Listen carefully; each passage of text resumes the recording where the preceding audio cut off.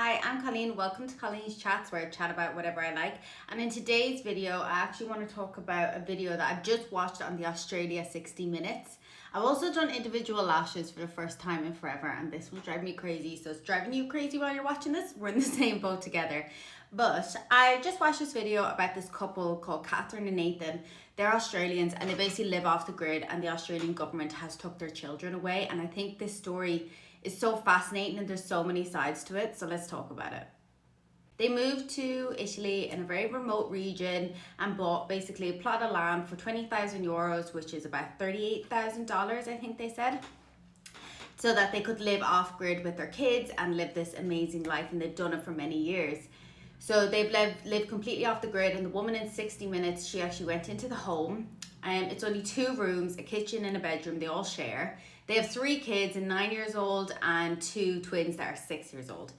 So I think what's really fascinating about this is you can see so many sides to the story. Neither of you grew up off the grid. We camped, we were great campers, but it's different to like permanently living this way. So what drew you to this way of living? The base philosophy behind it for us is that the children are growing up in this environment where they have freedom with a boundary. You wake up in the morning and do whatever you feel like doing. We don't have to run out the door to take the children to school. It's just a very relaxed way of waking up, eating breakfast together as a family, and continuing through the day. So this was built by the children. Instead of school, Catherine and Nathan practice what they describe as parental education. Took a few logs and stuff that they found around and built themselves a little hut. Drawing inspiration from the Snyder system, which rejects early academics in favour of creativity.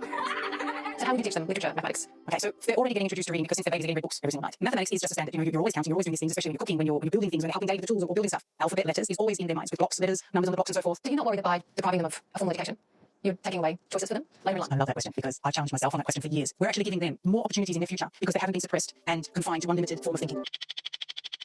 So they live off the grid and they don't want to get their kids vaccinated. They stopped taking their kid to the pediatrician, and they were just living off the land, and they were happy. They have their chickens, they have their animals, they have this amazing white horse. And this story has gone super viral in Italy, but not in the rest of the world. And I think it's really fascinating. Why hasn't it gone so viral when there's so many people in this world that live off the grid? Like, I don't think it's an unheard of like concept from any country in the world. And I really didn't think a story like this was gonna come out from Italy of all places. I really didn't think so. They've always ate off the land, and that included things like mushrooms. And I'm not sure, they didn't get into like the nitty grittiness of the mushroom, but apparently there's certain mushrooms that you can eat but you can't overconsume, and I think it's the same with everything. So the mom had made some sort of stew that had a lot of mushrooms in it, and she said all 5 of them had ended up eating quite a lot of the stew because it was really tasty.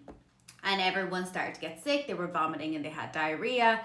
And they don't have electricity, which I'll power back to their house in a minute, but they don't have electricity. So they had to go to their neighbor's house. The dad went to the neighbor's house and was like, can you call an ambulance because we're all not well. We've got some food poisoning. Now bear in mind, they've lived here for so long, no issues. The kids have never been really sick and they've always been able to manage it. And I think the fact that they were able to just come to terms with that they can't deal with this one thing. So I think that was one of the things where I was like, well, this is kind of oxymoron, where it's kind of like, well, you can't live fully off the grid if you're going to go to the hospital. But I think that's the point, is that they were willing to go against what they believe in order for the betterment of their children. So they had to get airlifted out and everything happened. And it's turned out that the kids now live in a foster care system where they're not coping very well. The mom gets to live in the foster care system with them, but can only see them at certain times of the day. The dad's only allowed to go once a week. And I think it's just so heartbreaking because these kids know nothing different, and you just throw them into a foster care system where now they have to learn certain things and do certain things in their day-to-day life that they're not used to, and their version of normal is not our version of normal. So basically they went and they recorded on the 60 Minute documentary. They went in and they kind of recorded the house. So the house is a kitchen with a big stove, a table. They eat off the land, they eat what they need, and then they share a bedroom, and it's got like a double bed, single bed, bunk beds kind of thing.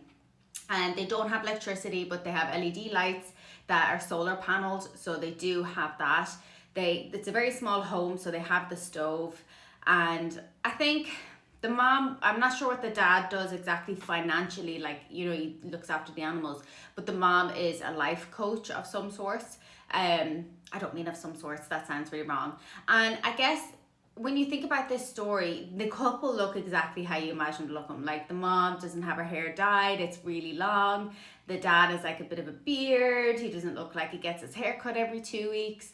But they look extremely clean, and people are the Australian government or the Italian government is fixating on the fact that they don't have a toilet, but they For most people, the idea of no flushing toilet, coffee machine, hot water is not particularly desirable. Yeah. Do you know the flushing toilet is the least of the changes that we've made that would be more physical work? In fact, if anything, it's I don't have to clean the toilet. It's less work. They do have a compost toilet, a short walk from the house.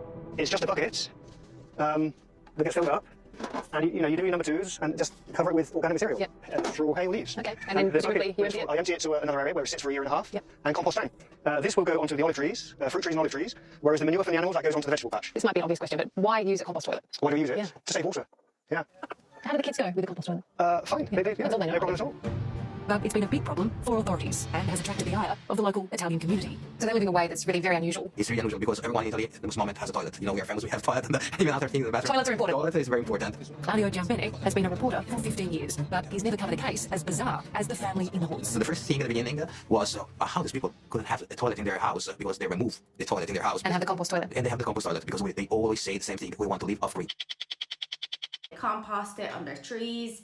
They don't have running water, but they still have water from a stream, so they still get clean water.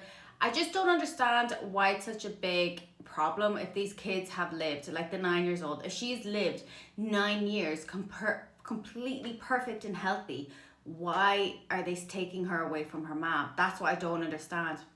And I think there's all different traditions in the world, and I think if people want to live off grid, I think they should be allowed. Obviously, I think we always hear the stories of people that live off grid, but you hear the stories of someone who broke free from like a really traumatizing household, or the parents wouldn't let them live, or doomsday preppers. You kind of hear about them kind of stories, but people that live good, happy, healthy lives off the grid don't often talk about it. And I guess off the grid now, that is classed as an extreme, this story. But then there's people that live off the grid that like they still have internet, running water, electricity, but they have like solar panels, so they're not connected to the grid the same. So I think that's what's really interesting. But they haven't got their kids back yet, so it'll be interesting to see how this unfolds, because by the time I post this it'll probably be a week or two later, so it'll be interesting to see how it unfolds. But there was like a part in it where the mom was talking about like she's kind of got involved with the Australian embassy. They didn't help her, like no one in Italy's trying to help them, and they're just really trying to get their kids back. So I am hoping and praying that this family get their kids back, because I think it's extremely unfair that the kids have been took off them.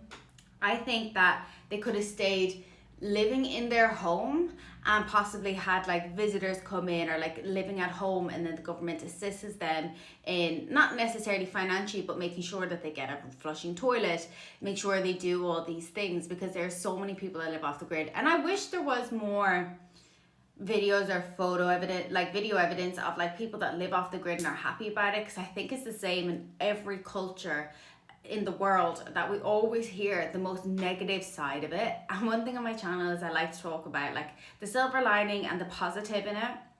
Like the kids weren't sexually abused, they weren't emotionally abused, they weren't starved, they weren't malnourished, they were loved, they were cared for, they loved their parents. And there's so many kids out there, and probably that live in the same area in Italy, that like need this actual support, that they're almost taking government resources that they don't need and that other people probably do need. Because to have a kid in foster care now, they have to get special teachers and all these kind of things, and the mom's living there, it's like that has taken up such a big financial burden on the government that I think is probably needed elsewhere.